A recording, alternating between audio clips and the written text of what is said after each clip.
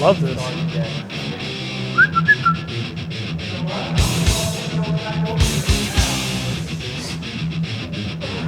Just tell him he's got to get it in the zone, right? Go to spring training early, apparently, to go bang on drums for the Astros. Did you hear Altuve got hit today? Yeah, I did. I just got a text message. Yeah, he got hit in the foot. That's weak. Then all the see the talks. I didn't even get home yet. Well, I saw that. That's a little ridiculous. Yeah. So they're still stealing signs. Even afterwards, they're stealing signs.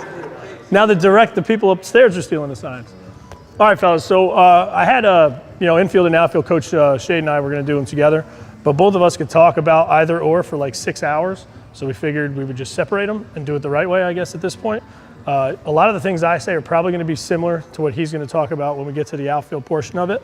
One of the things you guys always, all your kids pretty much come here a lot, and you see what we work on. We work on the athletic stance first and foremost with everything.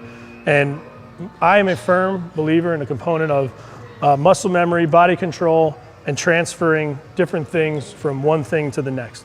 So I'll never teach a kid to field one way, then hit another way, and then throw a separate way. I'll never do it. So you'll always see us doing our shuffles in the beginning of practice. You'll always see us getting into our stance.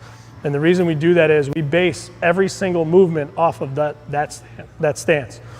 So sometimes we'll have kids, and we always ask, do you play other sports? And kids say, I play football, I play basketball. And, there's different ways to get kids into athletic stance. We tell them, guard like you're guarding in basketball, and their legs immediately go out. Or you say, get into a position like you're going to play defense on somebody in football, and they're always going to that same spot.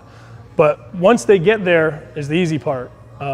So we try and make it basic to memory, for memory for them. So we take, and again, some of the stuff I'm going to say, obviously I'm sure you've heard, but a lot of it, we don't say it enough, I don't think, to the kids. And we want to really embed it into their head that this is the most important stance, the most important part of the entire game. So when we talk about stance, I tell everybody take a straight line and just draw it from the outside of their shoulders and then put their feet just outside of that line. Does that make sense? A lot of kids will feel normal here because it's simple. So a lot of fielding is very uncomfortable for the kids. So anytime a stance, you say get in a stance, you'll see a lot of this, you'll see a lot of this. And it's more of the natural movements. And again, I will reiterate it time and time again, baseball doesn't really have a lot of natural movements, especially when it comes to hitting, which you guys saw Jack last week will tell you. He has, I think, 9 points he pinpointed that he calls the Z factor, and it's endless, the things that could happen in that cage that can go completely wrong. As far as the stance, again, right outside of our shoulders, toes pointed forward, and our knees are the biggest part right after that.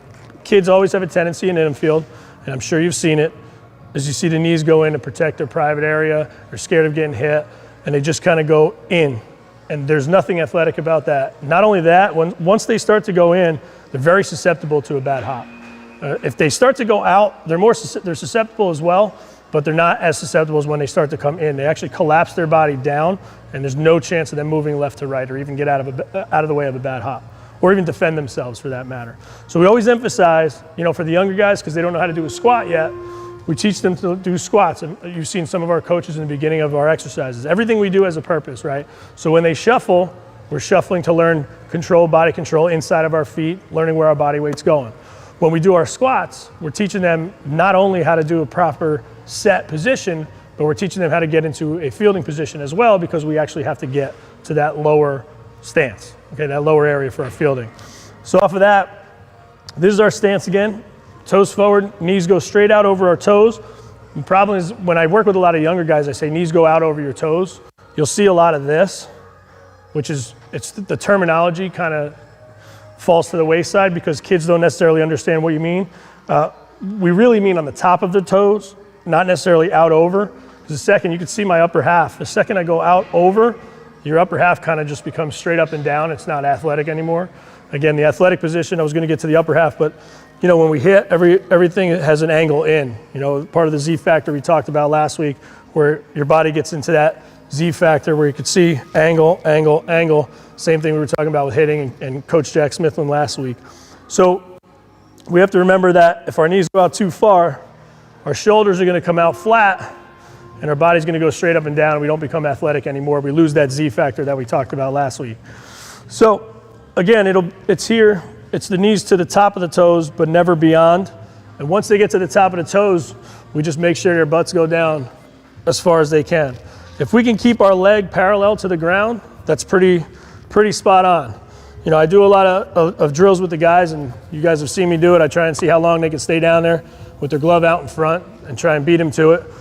It's just muscles they don't have developed yet, so it's a lot of fun for me because I'm old, but I get to beat them at something, right? So when we go down, I tell everybody I want them to feel their hip flexors activate, okay?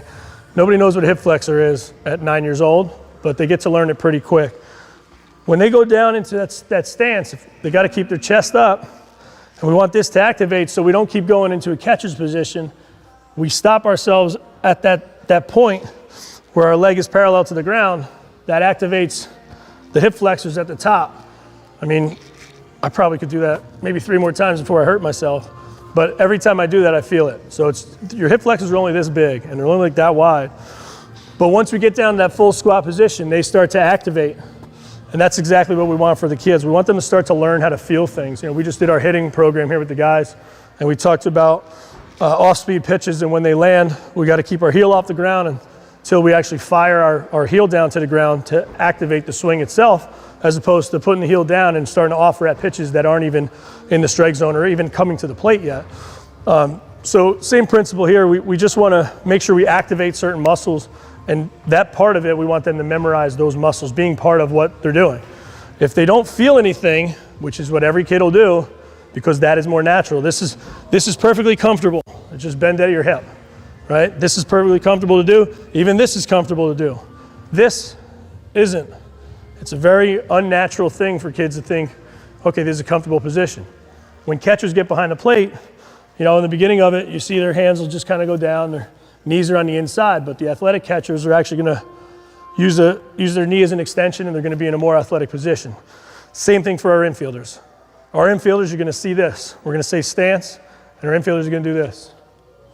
Almost like they're stealing a base in the 1970s. Their hands kind of go straight down, all right? You'll also see a lot of this. You know, when I was growing up, this is what I was taught. They always taught us, get your glove out. This is, I always ask, even when I go to these clinics, why do we put our glove out? And you know, a lot of the responses that they'll give you is, well, it's quicker if the ball's hit hard. I don't know any 9U rec ball clubs that are smoking baseballs down the third baseline that a kid needs to have his glove out, that he's going to stab it real quick, right? So the idea that we try and teach is having your glove out as a third baseman in college is all well and good, because you might get that hot shot, you want to be ready for it. But at the lower levels, especially, or even any other position moving forward, we teach to have your arms relaxed and tight in athletic spot, okay? One of the best infield coaches I ever had, he taught me, he said, act like you're in a cafeteria and you're holding a lunch tray. And when you walk with your lunch tray, that's how you hold your hands. You never hold your lunch tray like this. You walk like this. Your elbows are tight. You hold the outsides of it, and you walk to your table. But it's a comfortable position. So if we can get our kids set into this position, now they can move left to right. They could run. They could extend out. Anything they need to do is right there. Another thing, you know, we talk about it in hitting. We always want our kids active. We always want movement. And we always want movement with the baseball too. I'll get into that in a little bit. But there's always a trigger. There's always timing when it comes to hitting. We have to have the same thing in the field. So there has to be something prior to the pitch that activates the kid to be in motion.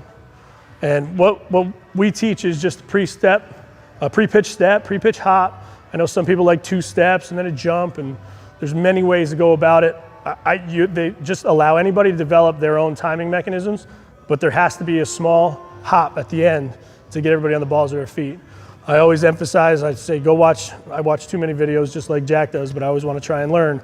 But if you watch any tennis player, those tennis balls are being served 130 miles an hour, and they're all doing this, a little bit of movement, and the second the ball goes, you see that. And if you watch profile of all these big leaguers, they got great videos online. You'll see every single big leaguer kind of has their own thing, you know, 2 outs, and they get there, kicking dirt, doing whatever. Then right the pitch starts to come, you see this. Every single player will do the same thing.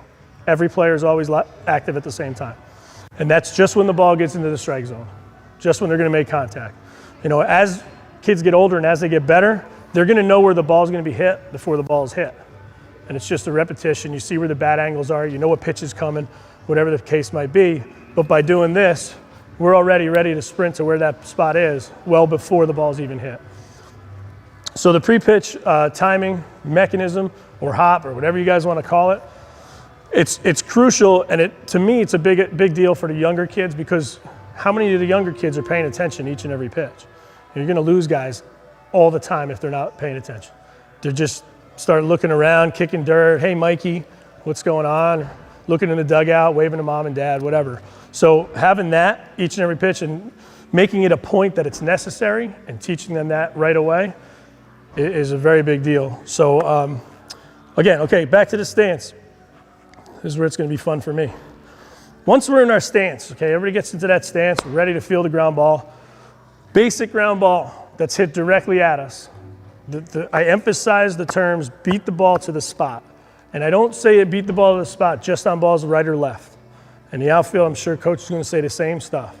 And I don't mean just right or left, I mean beat the ball to the spot. If the ball is hit directly at me, beat the ball to the spot doesn't necessarily mean charge it as hard as I can.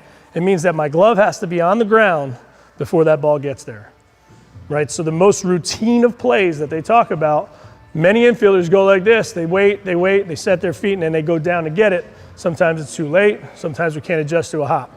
I emphasize get there, get down, be ready for a bad hop, because you never know where the ball is going to go, and be in an athletic position to make the play.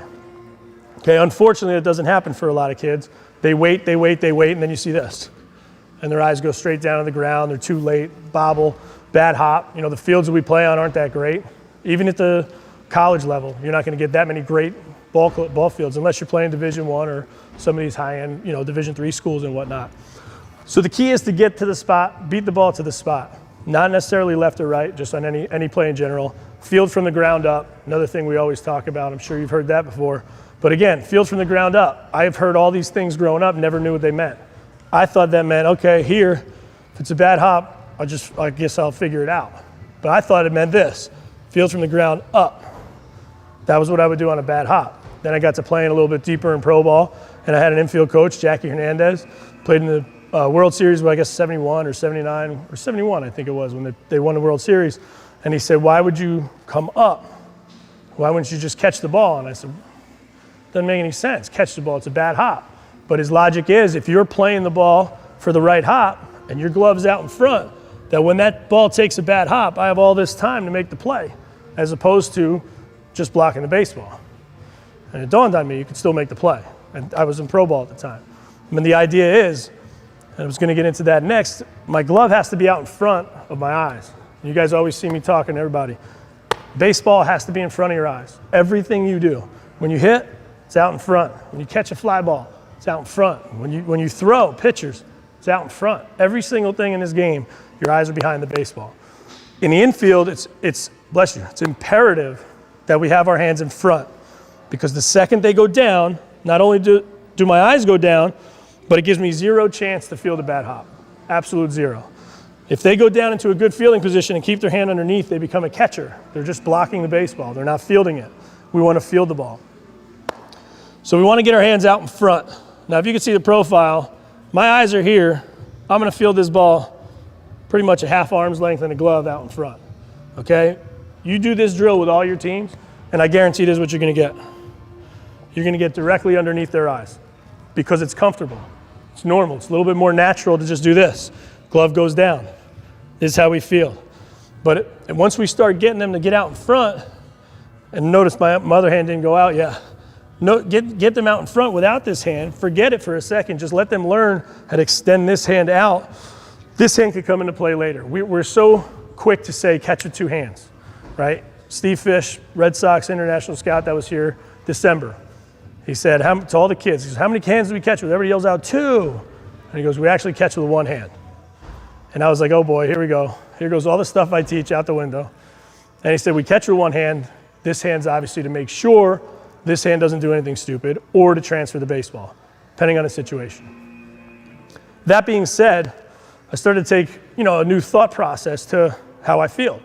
I always tell kids everything acts together, right? We want these hands to go out together, and we still do. I still believe that. But this hand has to get out far. And the further I put this hand, if you see my shoulder, it'll start to rotate back.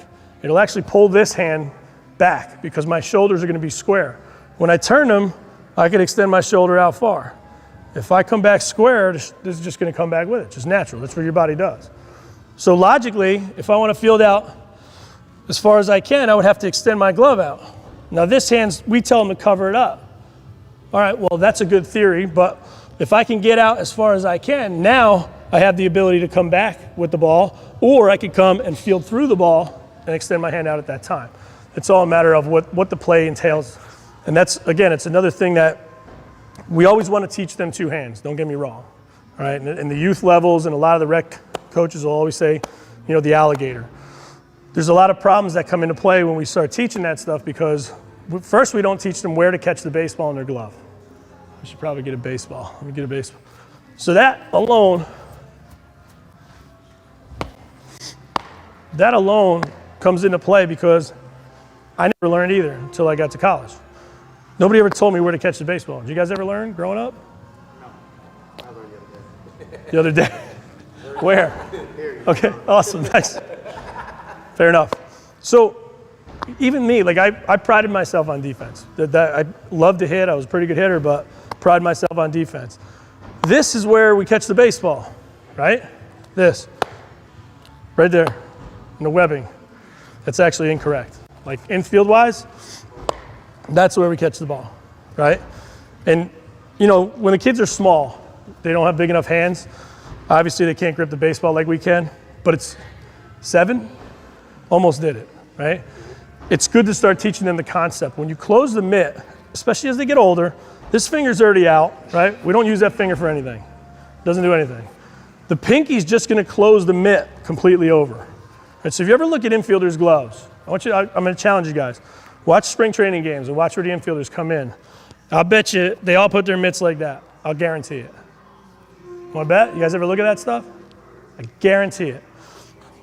The reason they do it is we infielders never want our mitt to do this. We don't ever want to close it. We want it open, want a nice big pocket, want it easy for us to see where that ball's going.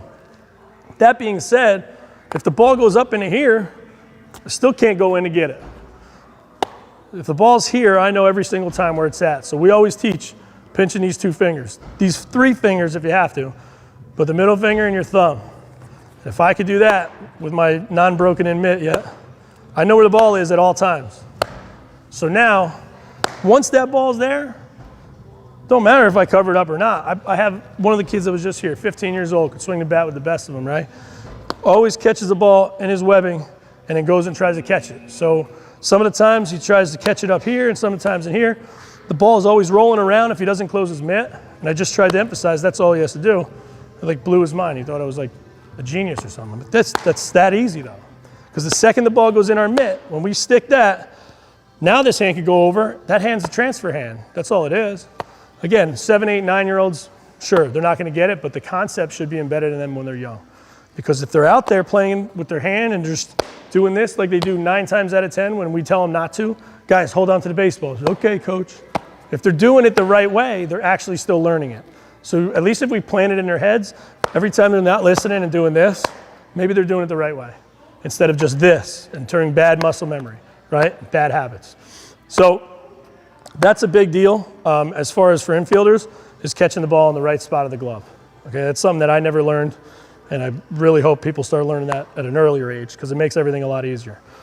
Okay, on top of that, when we get to fielding the ball, I know a lot of you guys have seen us do it. I know you've seen it on YouTube and stuff, the Aussie drill. I swear by it because one of the big things is it just eliminates their legs and it takes that whole bending at the hips out of the equation. And what we try and do is we want them to field through the baseball. And it's not picking the baseball. In the infield, we never want to turn the baseball away from the infield. So when I scoop the baseball, I don't want to do this with my fingertips. If I'm backhanding the ball, I never want to do this, right? I always tell everybody the ball should always face the infield. So if I'm fielding through the ball, it should always do this. This is how I field the baseball. Okay, backhand, same thing. if I field through, just going up this way. If it's a backhand in the hole, I have to do this. I'm still gonna keep my wrist flexed towards the infield. One of the tricks that I've learned over the years was a lot to do with the wrist. When we field the ball naturally, again, there's some very unnatural movements in baseball. A natural movement, when we extend our arm out, is just to relax the glove onto the ground. Yeah, I mean, it opens up the pocket okay, but the further we get away, the more of a lip we have in the front. And there's a tendency for the ball to hit off of their fingertips. I always tell the guys, take their glove off, put their fingers in front of their nose, and just bend their wrist back. And I let them feel the feeling that goes on back here. I'm all about feelings. When they feel something, they know what it's supposed to feel like. They have to do it every time, whether it's uncomfortable or not. But once we do that, you actually activate your wrist. And what it does when we field on a ground ball, I extend out. The second I do that, it opens up the entire pocket, and it flattens out that front part that we were talking about, okay? Another thing I always tell guys is if you have a kid who's struggling to catch the baseball, we talk about get your palm behind the baseball, right? I tell them to take a tennis ball home, bounce it off a wall, throw it in the air, just get your palm behind it. Don't be afraid of the ball, make sure your palm's behind it. But that should never change for an infielder fielding a ground ball. You know, why am I gonna have an infielder field a ground ball like this, hope it goes into the pocket, or try and take one off of the wrist? Why not relax that back so my palm is behind it? So now when I get into that spot and it does get a fingertip, I can pinch it, and I know exactly upon my transfer, it's gonna be there waiting for me. Okay, if I let it go into the pocket, I gotta go digging for it, or if I don't even get a chance and I'm trying to cover it up and it rattles around, I'm still not gonna have a grip on it to make a throw. Big deal to try and relax that wrist. Like I said, the same thing happens on a backhand. Like these are all things that are always transferable. If you imagine this on a backhand, I still wanna flex my wrist as I come through the ball. Okay, when we field through the ball, we wanna flex that wrist to make sure that ball is staying on the infield. And that's what you're gonna feel back here, and the kids are gonna have to feel it. Like I said, if they can't feel anything that's different, they're not gonna learn it ever. So I'm all about feeling it, especially when it's uncomfortable. They have to learn how to feel things that are uncomfortable. The irony behind that, when we field a ground ball with that flexed wrist, I tell everyone if I turn it and I go catch a fly ball, it's the same exact thing. It's the same exact activation of your wrist, because if your wrist is straight, your palm goes away from your body, from the center of your body. And when kids catch it there, the ball's gonna go out and they push away, or they push away from the body, the ball falls down. So the same feeling they're gonna have here is the same exact thing no matter where they go, right? And then again, it'll come into the transfers and all that other stuff. That's something they have to do. But the Aussie drill is one of the better ones where I get their knees across or apart, just like they'd be in a regular stance. And I just let them know, like, their chest and eyes always have to be up. So they don't have to squat so far down, it's not as uncomfortable. They know they have to feel through the baseball. So at this point, I want to see if they're catching in the right spot, pinching those right fingers together, and then fielding through the ball. And then they could extend both hands out at the same time and just make them feel through the baseball. And as they get better, you could do forehand side, you could do backhand side, and so on. You could draw half circles on the ground, make sure their hands are getting out, instead of seeing guys just kind of behind their kneecaps over here. Once you start seeing them do a little bit better job, draw a half circle around them, make sure they're fielding out to wherever that spot is on the ball, on the field. A big key to that is making sure they're not on their heels, because they're not doing anything there. Make sure to get into the spot, learn that. I always try and tell them the most simplest of forms, you know, imagine all these, they are hinge joints they're called, but they're like hinges, like a door. And the door moves and everything bends, that's how it is. But we want our chest and our butt to go the same, or our hands and our butt at the same time. So, you know, for every action, equal opposite reaction, and you know, how to balance, you always have the same weight on each side. Well, when you go field a ground ball, when your arms go out, your butt's gonna have to go out to keep your chest up. If it doesn't, this is what happens. It just happens that way. That's what your body does. You bend all hips, okay? But if your butt goes out, it allows you the opportunity to keep your chest up. In essence, your eyes stay up and you can see the baseball a lot better. All right, so that's a big deal with kids always bending at the hips. If you ever have that issue, I always tell them, put your feet together, touch your toes, and you see their eyes go down. I said, that's what happens with your hips. If you bend your hips, your eyes go to the ground. There's no ifs, ands, or buts about it. Nothing you can do. You have to learn how to bend at your knees. So again, so what I'll tell them to do is I get them into their right stance, and I'll make sure to get down real low with the glove out in front. This hand's just straight up in the air, just to give them a peace of mind of where they're supposed to be. And I'll just keep them down there for 30 seconds. Let their legs start shaking a little bit and all that other stuff. And it's become a little bit of a game. and they have a lot of fun with it. But what it does is it teaches them to activate the muscles that they're supposed to use. Can't really stay down there for that long because obviously they're not strong enough yet, but it's very big to do. Now, fielding the baseball is a little bit different. So when our kids come up and they field the baseball, it's a lot of this. Everything's right over the top and it's right in the center. Or a lot of kids will overrun it and they just kind of field it to the right side of the body. Again, firm believer, eyes behind the baseball. If we have the opportunity to keep our eyes behind the baseball, we do it. So when we approach the ball that's hit to the left side, I tell them to stay behind it, okay? What I mean by behind it is, I always want to field the ball on the left side of my body, okay? Not necessarily all the way over here, but just naturally, right out in front of my shoulder. So as kids approach the baseball, I want to make sure they keep it on the left side of their body. Again, center's okay, but once I'm centered, I don't have the momentum that I had when I'm here. If I'm on the left side of my body, right out in front of that shoulder, now I have the opportunity to replace my feet, make a good solid throw. The further I go to the other side of my body, the less my momentum is going to take me into the throw. And that's why you see all the shortstops and the best big leaguers adjust their feet and they make that throw. If you watch, 9 times out of 10, the ball's on the left side of their body. And that's to allow them momentum into their throw. But again, kids will get lost. They come up, they rush to the baseball, then they reach down, and all heck breaks loose. They don't even know where the heck they're at, all right? So again, staying behind the baseball, left side of their body, allows them to field through. And that applies to every single position, doesn't matter where they're playing. Obviously, left-handed first baseman is a little different, unless they're going across the diamond, something like that. Right side, a little bit more difficult. So every single kid wants to make backhanded plays like Derek Jeter. We did too. So it's just their human nature of being that cool. But when we're working on a right-hand ball to our right, we really want to emphasize getting around the baseball, staying in front, chest behind, all the things we learned growing up. The only way to do that is never a straight line this way. Because by the time we get here, when we square up, we're only square up to the wall in this situation, not necessarily to where the ball came from. So the ball's going to come, especially second baseman, the ball's going to be moving away from you when we go to our right side, okay? Third baseman have it a little easier. They can cut it off that way. But you'll even see guys like Manny Machado and all the big leaguers with great arms diving backwards down a line, spinning away, and then making a crazy throw. It's just to cut the angle off of the baseball, because once the baseball is hit, it's going away from you. It's never a straight angle. So when we go to our right, especially second baseman, we have to take a deeper angle. Now you see us a lot of times work on drop step in here. We talk a lot about fly balls for drop step. If the ball's hitting the air, the first thing you do is drop. Well, it's not always just a fly ball. For middle guys, once the ball is hit to our right, the first step is a drop step.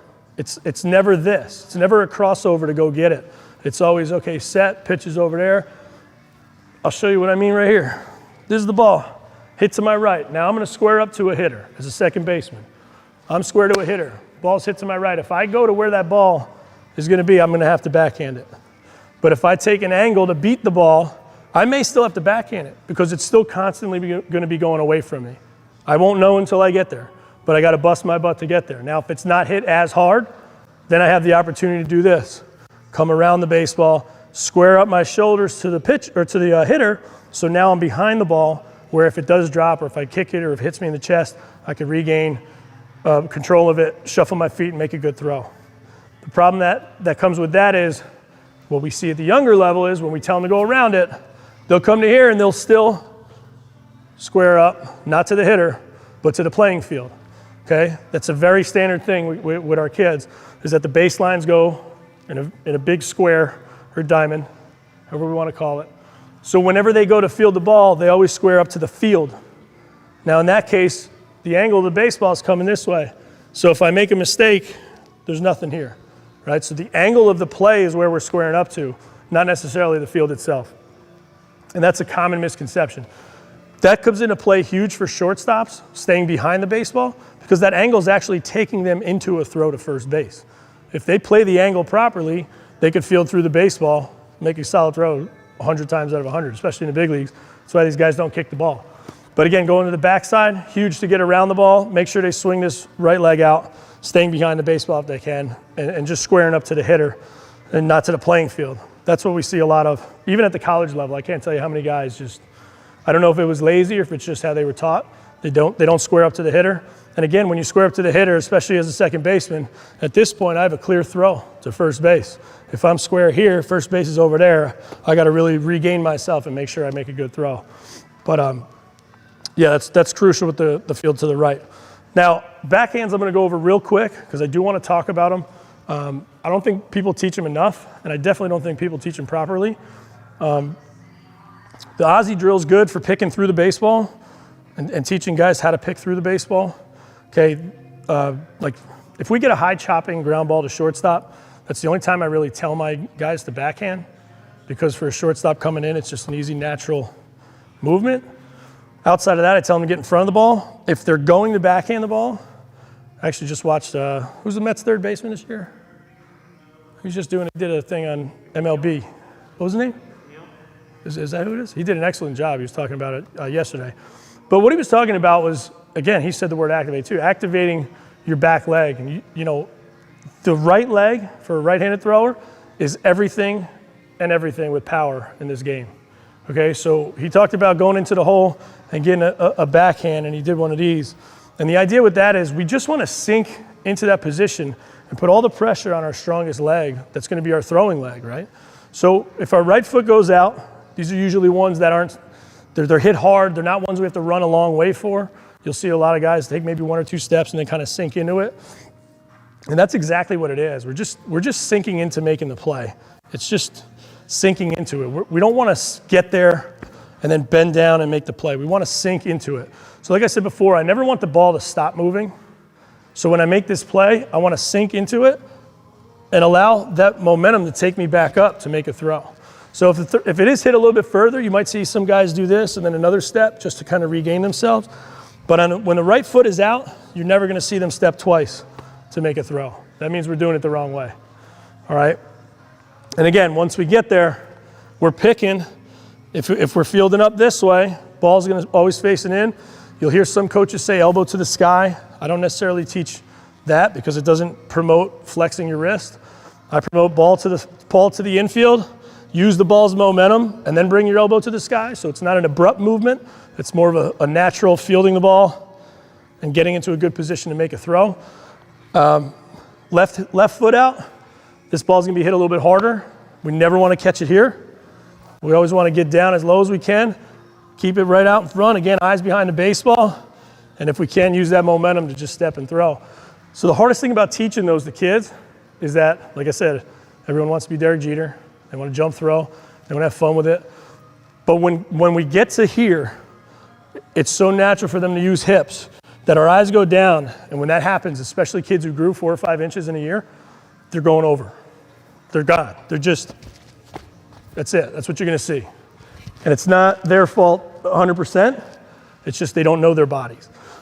That's why we emphasize body control here so much. Because if they could learn how to push off inside of their foot, move their body in certain ways, well, as they grow 3, 4 inches, at least they know the concept of what they have to do in order to control their bodies, okay? So the kids that have done it for, I don't know, since they were 7 and they're 18 now, those are the ones that are difficult to crack because they're always gonna be a little more nonchalant, think they have it, and they're not gonna be as athletic. Now, Harold Reynolds said something interesting. They were talking about a couple of shortstops in the big leagues, and they went on to, what's the dude's name? Guy, no names right now. The Cubs guy, I just used him before. Baez, Javi. So they talked about him, and you always hear us saying stay low. I'm a big proponent of staying low, okay? I know what stay low means 100%. I know it doesn't mean this, okay? Problem is when we don't use the word stay low, everybody's natural thing, especially when we shuffle, is this. You know, it's comfortable, we'll just do this, okay? And their debate was, you know, we talk about staying low, but to go field a ground ball, you shouldn't stay low because you have to come back up to run. Well, the athletic stance should never be in a position where we're too low to run. It should never happen. The athletic stance should be in a position where we're in the best position to move left to right, laterally. So that's another thing we have to emphasize is this, you know, some kids can't separate fielding position from stance. You say get into a stance. That's a fielding position. Stance is this. That's it. That's it. That's all your stance is. Fielding position, that's this, because the ball is coming. So we have to promote better stance, not necessarily fielding position prior to the pitch. But I do understand what he was saying, because we do talk about getting low or staying low, and you can't run from here unless you actually come up just a little bit to move. So you want to be in a good position to move left or right. Your best, most athletic position to move left or right. It's the best way I could put it. Once you get into your stance, you got to be able to move. On to that. So I did want to talk a little bit about bag control too, because I know that's kind of a lost art.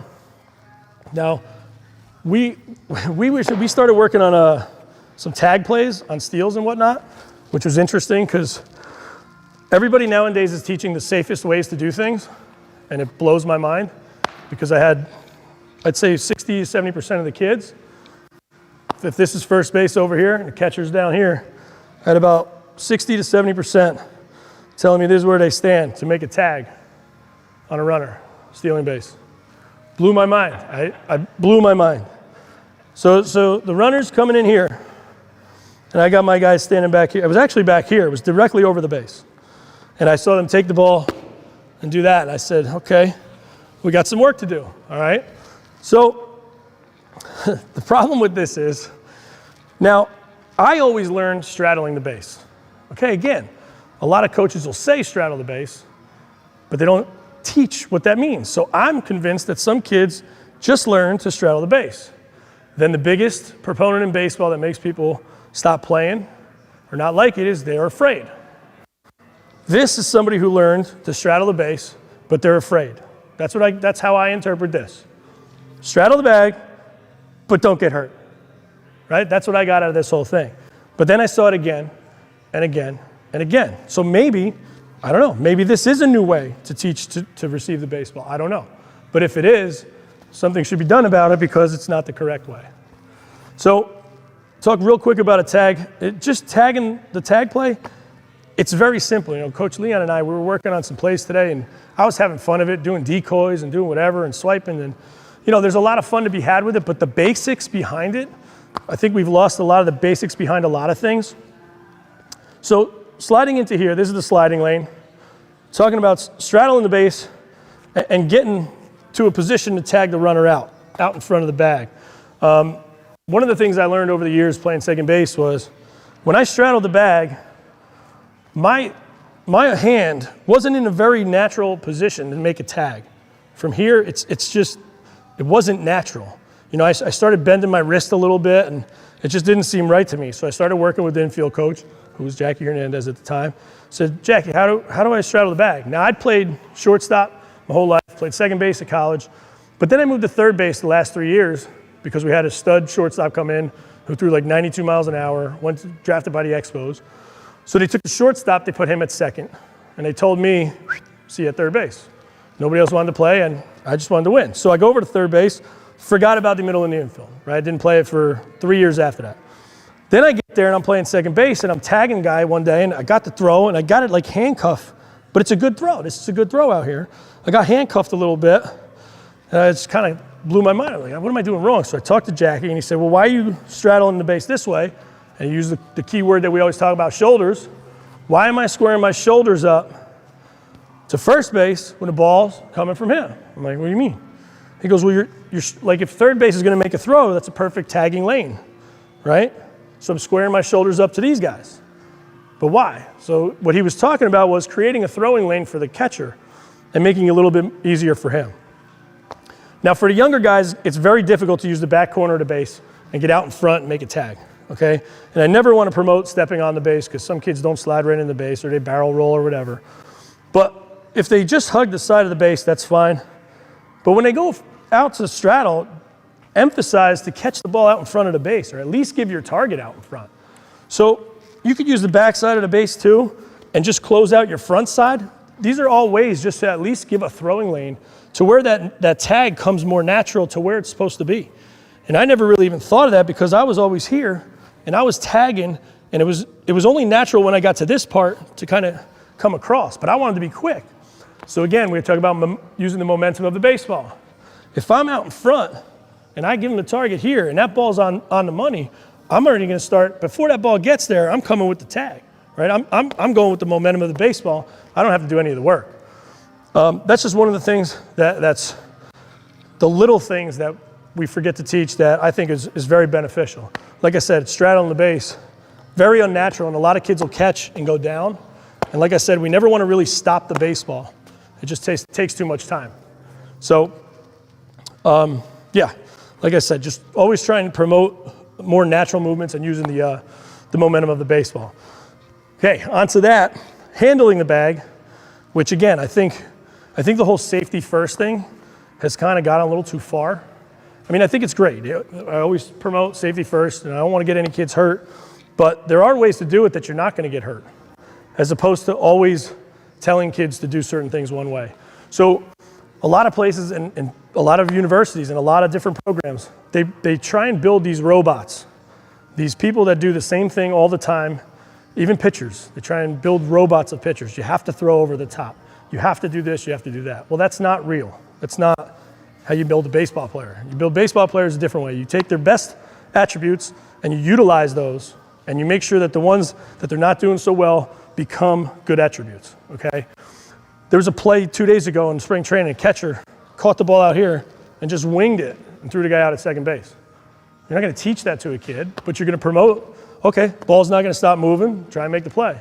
I think Thurman Munson did that like every other play. They show like all the videos. He was never balanced, but the throw was there. So with that in mind, you know, the shortstop, I mean, I'll do this one real quick. Everybody knows, you know, you kind of stay behind the base, wait for your throw. You never anticipate, you're always anticipating a bad throw because you never want to commit to a throw too soon. And a lot of guys will say they'll catch the corner of the base, or they'll start on the corner and clear all the way out here. And all those are well and good. I mean, at the lower levels, I make sure everybody knows where the base is.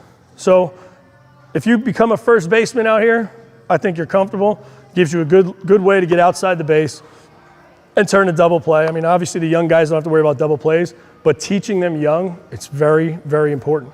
So I can't tell you again. I mean, I got high school and college guys that never turned a double play the right way. I'm going to show you for example. So here's the robot theory I'm talking about. I went to Montclair State, and when I got there, I was told to come across the bag fielding the ball, right? That was back in the 90s. That's what they taught everybody. This is the safest way to field the ball. Get out of the way, right? I hate that. I hate that. I don't understand, as I've gotten older, I don't understand going away from something just to throw back that way. The only thing I did understand was on a flip that I knew was going to be 100% accurate. The guy was right here, and he was going to flip it out here, so I knew I could clear and gain ground to a target when I could square my shoulders up, right? So we all, nowadays, it seems that everybody's teaching coming across the bag, right? You guys teach that? Or am I just kind of throwing it off kilter? So you're saying stay here? Yeah. So a lot of people, okay, that's another thing. That's good. I'm happy that people are still going a quicker approach. Sure. I tell every single second baseman, get to the middle back of the base, just like you're running through first base, middle back of the base with your left foot. Use the bag as the block. This is your reference. The problem with that is that changes as you get older. I want them to know the theories behind it early. I want them to know this is what they have to get to. The job as a second baseman, ball hit to the left side, it's not to take a silly angle. I learned that too. I don't know who the heck taught me it. They said you just get around, square up your shoulders, so that way they know. Don't ever, just get to the bag. Just get there fast. Get to the bag. Once I get to the bag, I show the target. Show me. Hit me. That's what I want. I want to be in a good athletic position. This is the throwing box. That's where you want to receive the baseball. The biggest thing was, for me, that once I was there, I knew I had this much room on one side and this much room on the other side. So if it took me up, I knew, without even looking, where I was going to step, it was going to be on the base. I knew that if I had to clear out this way, which is never good. All right, I always teach my kids, you want to talk about safety first? Any throw that takes me this way, that isn't back, or that I could get the heck out of the way this way, any throw that takes me into the lane, I tell them to leave it alone. I just don't even go for it. So your only way you go for it is if you jump forward and try and catch it. That's it. But get them out of there, because sooner it's going to happen where they try and go get it and they forget and their foot's down and nastiness can happen. All right, so I always teach my guys, be ready for a bad throw. All right, if it's an easy adjustment where I could clear out, this still gives a sliding lane if it's in the, playing at the higher levels. But those throws that sail up above your shoulder, get them out of there. All right, so on top of that, I always tell them, obviously you want the ball in your chest, okay? You never want to stop the ball. You always want to transfer to be using the momentum. So I'll tell them all the time, I'm square to say the third baseman. He's going to throw it to me. Once I receive that ball, I'm using the momentum to carry me off of the base. Now, this is what you see in the big leagues where they do that little flick and they're back behind the base. Obviously, we don't teach that to the young guys. I do, however, teach them to activate their back leg, their right leg, their power leg. By doing that, I mean catch the ball and release hard onto that leg so they start to get the habits of this, because this little movement is exactly what this movement is. It's the same exact thing. So if they can get into the habit of this, under control as opposed to that on their heels, they're going to become a lot more successful doing hitting drills, throwing drills, and all that other stuff. I was a big firm believer of jumping back with the throw. Now, if you got guys who don't throw the ball hard, I understand the theories behind coming across. It's a lot more difficult to me. It's a lot more difficult when you got guys who don't know where the throws are going. You just really never know. I was a big believer, stance, athletic position, and adjust to where the throw goes. Because if they're not throwing hard, I got all the time in the world to see where that throw is going to take me. All right? So we don't have to go too deep into how far we get out. What's up? I have them stand on the back end of the bag and activate their right leg right there. So you want them standing here? Yeah, and then instead of hopping back and doing what you're doing, they're doing it right there. On the bag itself. So they're catching the ball with their left foot on the bag, and then they're using their right leg to activate and throw them right. So they're here, and then they throw back. The hardest thing about that is when the bags are lifted, what if they step on it wrong? It's like pitchers. When pitchers throw up a hill, you know how many pitchers throw the ball in the center field? Just because your body's not used to throwing that little bit of a lip, ball goes sailing. I mean, that's excellent. That's exactly what I would do for this, because I wanted to be on the back corner of it, but I already knew going in that's what I was hitting. You know, it's hard for a kid that's stepping up with his, and it's good to know where the base is. That's the biggest thing. For me, I wouldn't use the back part of it, because you're also gaining this much ground for them to make a throw. So now, it's just like a catcher. When our catchers sit there and then they drop this foot back to turn, they're just dropping back further away from that throw to second base. So instead of 127 3/8 feet, it's 135 feet, or 132 feet, whatever it is. So the same theory goes with this. I never necessarily want them to lose ground. The reason I'm a believer of coming back is I can land on this foot hard, squaring my shoulders up. This is the throwing lane, or this is the baseline. Once I get to this spot, the throw is actually, it's already inside. So I'm actually going inside to make that throw. I mean, I understand the concept behind it. I just don't necessarily think stepping on the back of the base is going to help them. And especially in the long run, there are times at the older leagues, they can slide through the base. So we're just kind of teaching them something they're going to have to eventually change. One of the things before I don't want to forget it again. One of the best pieces of advice I got from second base turn to double play is no matter where you are, when you turn the double play, you have to point your toe. And the reason, obvious, is you don't want to get taken out, break your kneecaps or anything like that. If you see a guy, I did see it once.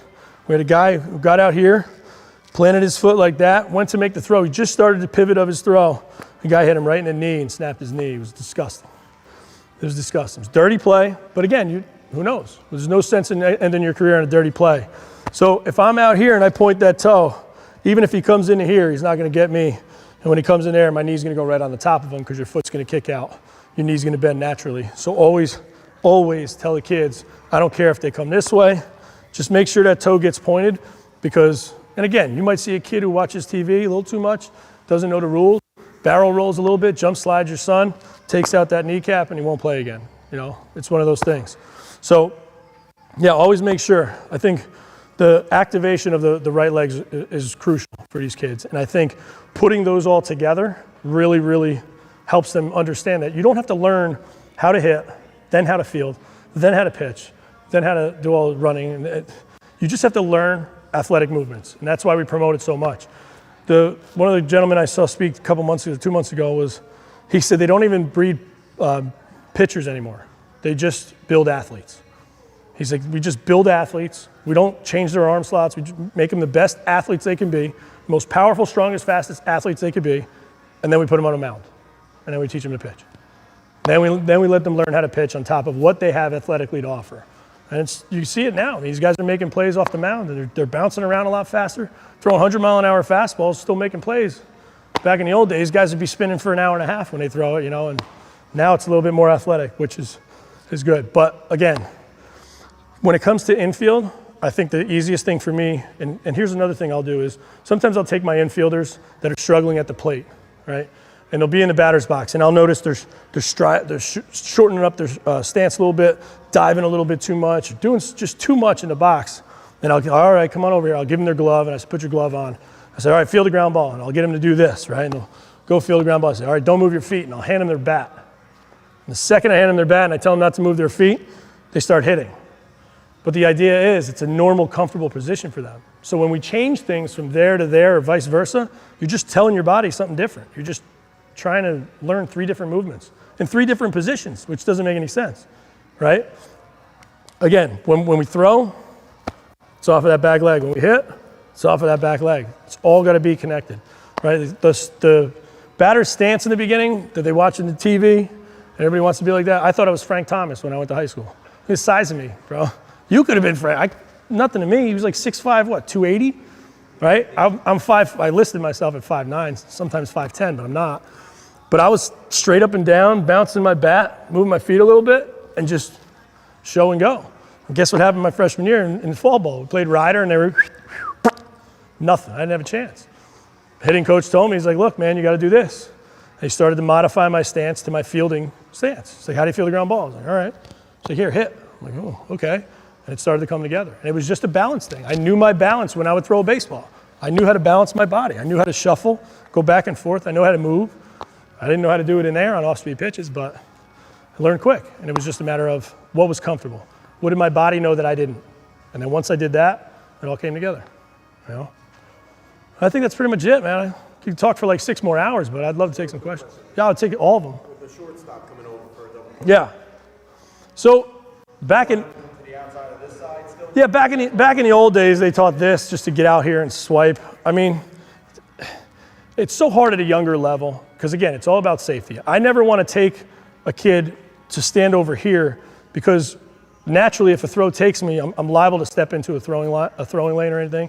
I find it to be very easy when kids are outside because, again, this is another natural movement, like catchers. When catchers catch the ball, it's this movement. It's squaring up your shoulder. So when I catch the ball, it's just squaring up a shoulder. It's not, there's nothing difficult about it. Well, shouldn't be anything difficult about it if they do their shuffles right over there, if they do their squats, if they do all those things. It's the same movement as a catcher, but it's just different because we're standing up. Catchers go from here to there. You're just replacing their feet, learning how to shuffle. And again, I mean, you have to know where the base is. It's crucial to me. And if I tell a 9-year-old to stay behind the base, wait for the throw, and then swipe, I'm going to get something like that where he's going to miss it by 1.5 feet. So I'm a guy here, get to the base, right? Athletic position, wait for it, learn that I'm going to square my shoulders up. If it's a bad throw, I got to become this. I could still step and throw from here. You just have to make sure you're out in the middle. That's number one. There is no such thing as a routine double play, right? That's why there's no errors or double plays when you throw it away. If you get the one out, throw it away. It's not an error unless he advances. So it's always just get the out. So for shortstops, big believer, just get there, show them your target, especially the younger guys. I mean, even at the college level, I mean, I had Chris Rowan was one of my shortstops. He's one of the best in the league. And he was super athletic, just built to play baseball. And he was a guy that always had his body moving. So he would be one of those guys like, come on, Conway, and he would just wait and bang, and he would just always go around. But he wasn't a swipe guy, he was a tap guy. But he always knew where it was. He would check it, knew his feet, wait, okay, and that was it. He'd use the momentum to get velocity on his throw. Hard to teach that. It's hard to teach that. It's hard to teach them to be fluent with that because you really have to trust your hands to be very quick with it. You have to know it's going to be an out, and he knew every time. That's why I just tell guys, get there, catch it, square up, make a throw. There's only so much you can do. But if they get the concept of getting to the base, it'll apply here. Shortstops, you get to the corner with your right. Second base, you get to the middle with your left. And it's just knowing where the base is. Just base awareness, translate from body awareness. That's how you turn double plays. Would you determine based on the player, though, using momentum versus getting to the base? No, not in the beginning. Not in the beginning. I would get them right here. And if they showed me this, I'd be like, oh, okay, all right. How do you feel about doing this? But again, those are things you do when you're on a field and you're during batting practice or spring training or something like that, where you just grab a coach and say, hey, coach, you want to work with me on the middle? Say, all right, let's go. And I would take guys out there and I would have them do everything. Say, what feels good to you? But again, at the college level, kids know what they want. What feels good to you? And I would have guys say, this feels better to me. So, okay, then do it. I'm not going to tell you not to do it. I'm always going to try and promote you to do the things that you're most comfortable with. But I also want you to learn this, because if I get handcuffed, I still got to make an adjustment here. And I still have to be okay and comfortable to do that as well. Because if you are in a spot where you're here, in that league, you're an arm's length away, you better get out of the way. More of the question of finding the base versus momentum. Yeah. What's up? You mentioned a good point that as a catcher, you square up and you jump out of the way. You tend to say that if you train guys to really learn how to catch, they could probably play any field. No question. No question. I would say if when my son comes old enough and actually loves the game like I do, if hopefully, fingers crossed, he loves the game like I do, he's going to play the middle. He's going to play middle infield. He's going to catch. Sure, that pitching and all that other stuff comes into play. I want him to play every position. But to learn these positions athletically is the best bet. Because if you can play shortstop, learn how to turn double plays, learn how to be quick on your feet, and you could adjust behind the dish to square up as fast as you can, learn how to stay on top of the baseball, throw the ball straight, then you can play anywhere. Because if I could take a short, that's why as we recruit the college level, there's not one kid that I've ever went like, well, I'm going to go out and I'm going to see how athletic the first and third basemen are. I'm going to be like, I need a big lefty first baseman. Oh, there's the guy. Or, I need a strong throwing brick of a third baseman who blocks everything. That's what you look for. Now, if you go down and you say, oh, that catcher's got a pop time of 1.96 and, he hit a double in a right center gap at last at bat, well, you caught my attention. He could bat 160 on the year, but if he's snap throwing guys out and he can move his feet around, that's what you do. Shortstops, we take our shortstops. That's why I played third base for 3 years, because we had an infield of 3 shortstops. I got there with the other guy. His arm was slightly better than mine, so they moved me to second base. Then the other guy's arm was slightly better than his. I moved him to second base. And it just became one of those things where it is what it is. We were first or second in the nation in double plays my freshman year in college. We lost in the national championship game. And I came back in the next spring not playing my position. So when kids tell me they can't, I play them shortstop and this and that, I'm like, dude, you don't understand, man. You do whatever it takes to win, because I got the option. They were like, we need somebody to play third base. And I thought, whoa, we just showed up the league, the country. We were best in the country. We were this close to a national championship. Why would I be moving? We didn't have a third baseman. What am I supposed to do? I had to move. And we won. So I'm glad I did. That's another question. Yeah. You mentioned about the pitchers sometimes. Sometimes at the higher level, you may take somebody who's never been a pitcher and also turn into a pitcher. Oh, no doubt. I question some pitchers that I work with that I know. Well, what did you play in high school, whatever? It's amazing to hear that a lot of them play either outfield or never, they pitched in Little League or whatever. Sure. In high school, they played outfield or some other position. By the time they got to them, they were converted to a pitcher. Of course. That happens all over. It happens everywhere. And funny you say that, because Steve Fish got drafted. He played shortstop. He went to the University, I think, of Oregon. And he's going to yell at me if he sees this. I might be wrong. But he was a shortstop, got drafted as a shortstop, played professional baseball with the Angels as a pitcher. So they know what they're looking for. They see your athleticism. They see what you have. They're going to draft you on potential, what you have to offer, what they see in you, as opposed to what you're doing right now. And that's another thing I emphasize to all the kids, especially the old guys I teach. I'm like, look, I don't care how good of a season you had last year. They don't either. Nobody cares. It's all gone. You got to work to see what you could do for the future. And I always say, what positions guys play? I say, how many infielders do I have? How many outfielders? How many guys think they should have raised their hand for both of those? And that's what you want. I went to Kansas to play. Adam LaRoche was my first baseman. I was after my sophomore year in college. Adam LaRoche was my first baseman. Russ Adams, played for the Blue Jays, was my second baseman, or shortstop. Chris Maples, who went to the University of North Carolina, AAA with the Tigers, was my second baseman. And then the third baseman was some brick guy from Texas. It was their starting guy was a junior.